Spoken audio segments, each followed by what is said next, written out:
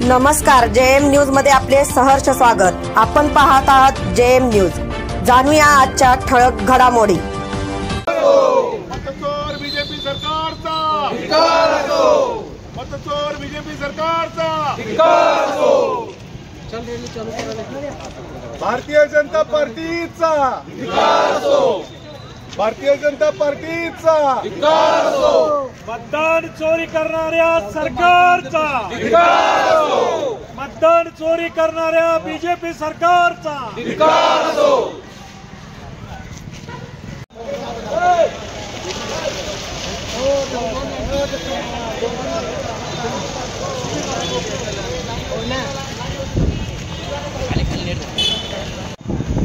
Vote चोर गद्दी छोड़। Vote चोर गद्दी छोड़। वोट चोर गद्दी छोड़।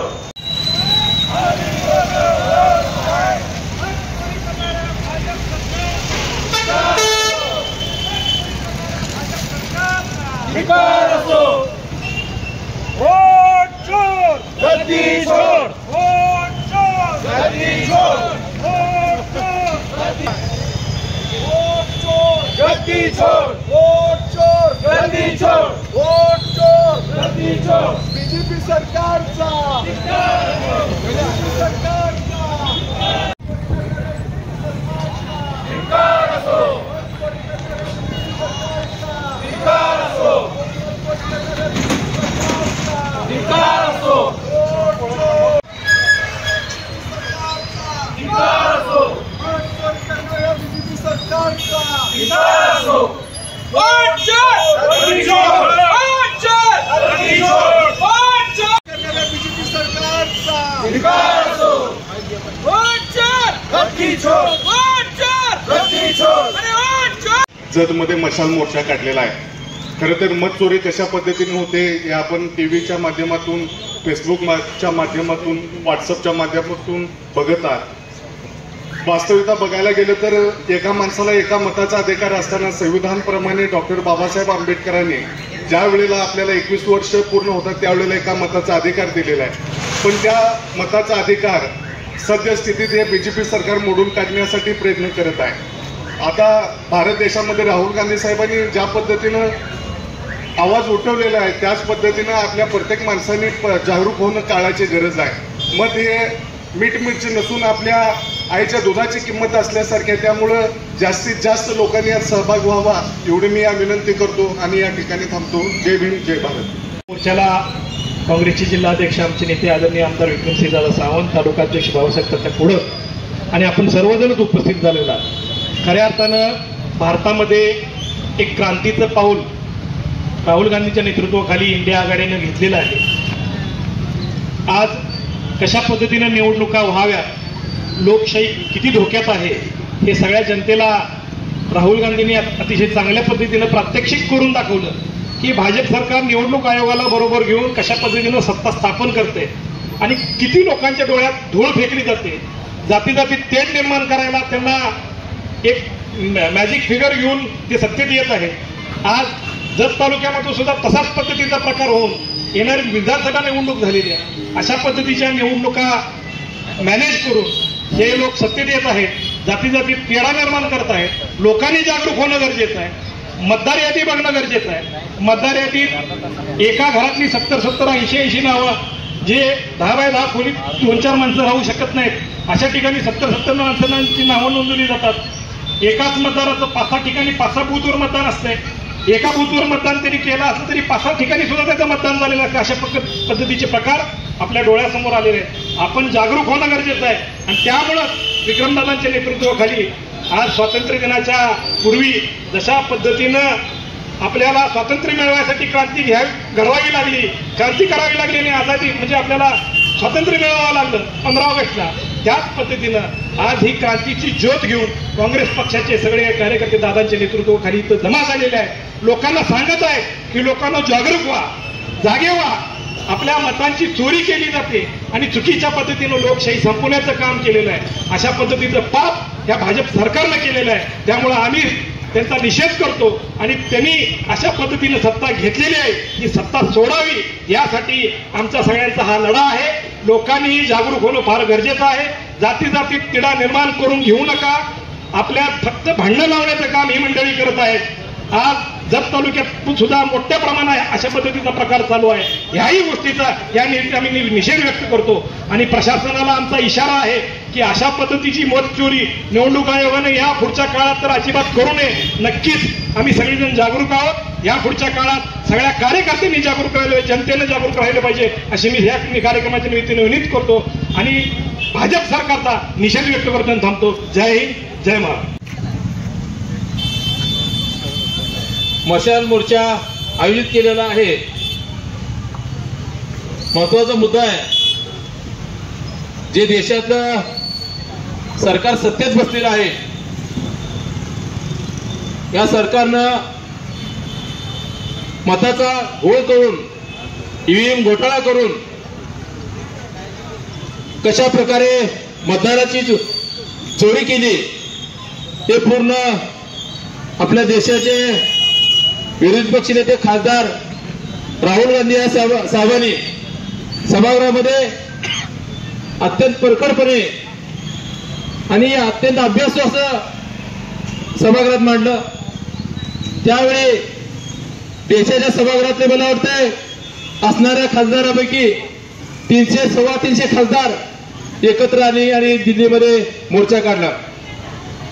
ज्या खासदाराला आपण निवडून दिलोय, ज्यावेळी एका सभागृहामध्ये 300 खासदार जर एकवटून बीजेपी सरकारच्या विरोधात आंदोलन करत असतील, आपण सुद्धा गप्प बसलं नाही पाहिजे.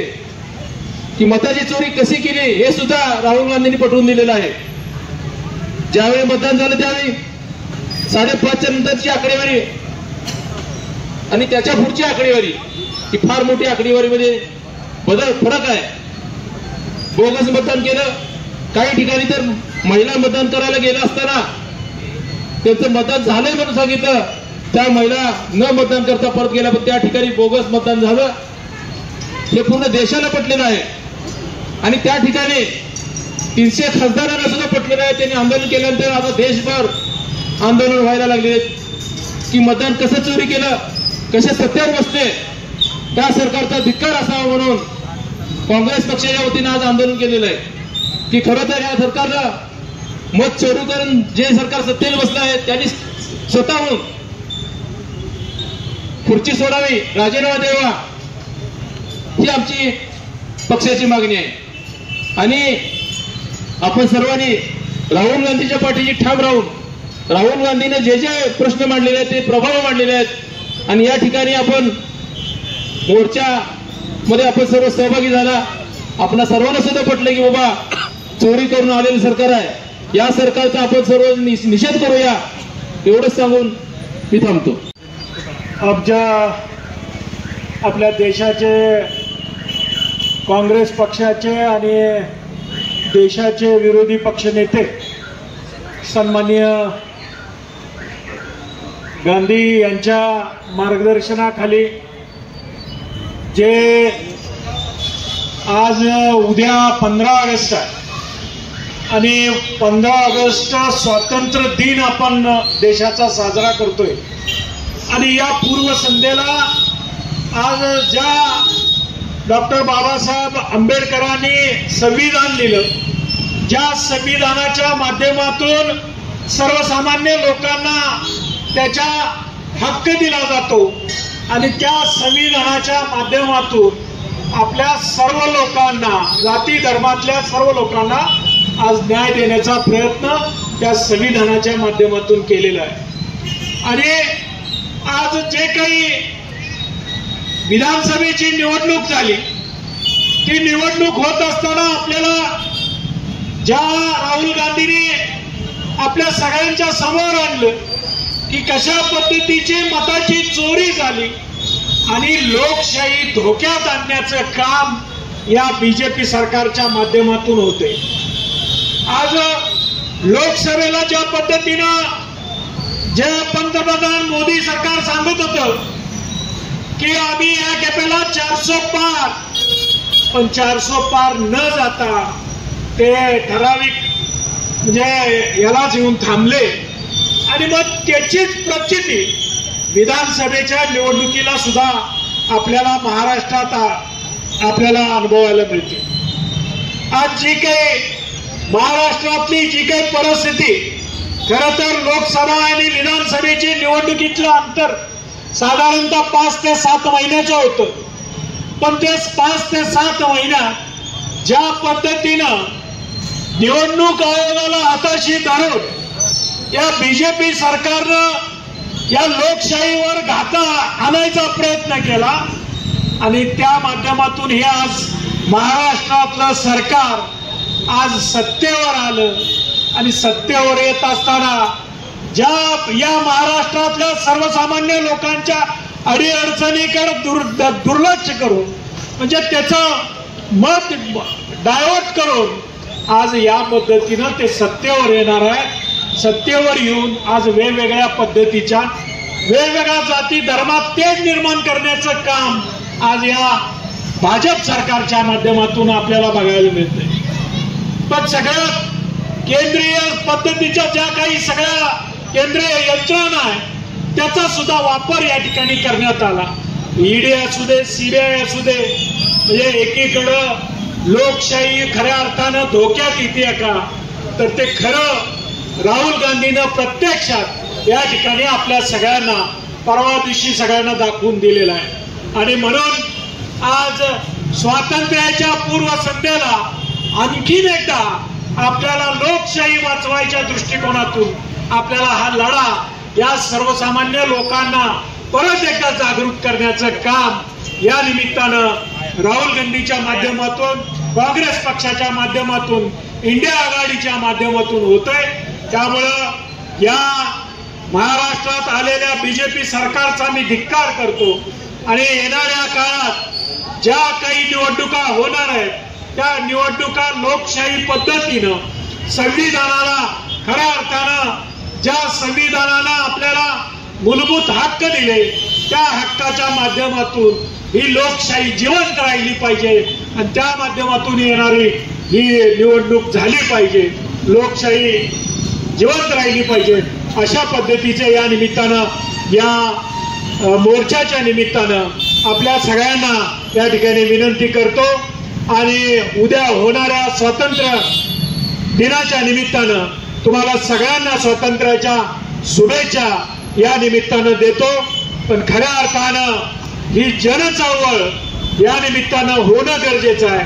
परत एकदा ज्या पद्धतीनं आपल्याला स्वातंत्र्य सगळ्यांनी हुतात्मा होऊन मिळालं, येणाऱ्या काळात सुद्धा हे स्वातंत्र्य टिकून ठेवण्यासाठी, लोकशाही टिकून ठेवण्यासाठी आपण काँग्रेस पक्षाच्या माध्यमातून एक यात्रा, जनजागृती या निमित्तानं करण्याची गरज आहे.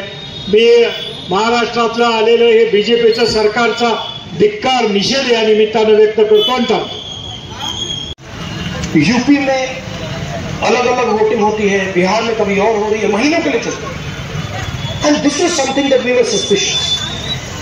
ये महीनों के लिए why is it taking so long and why is that choreography? Suddenly the Haryana and Karnataka elections are repositioned, dates are changed. So this is what general public को suspicion थी, हमें भी suspicion थी. उसके बाद suspicion became concretized. महाराष्ट्र पे पहले हम state level पर बता नहीं पा रहे थे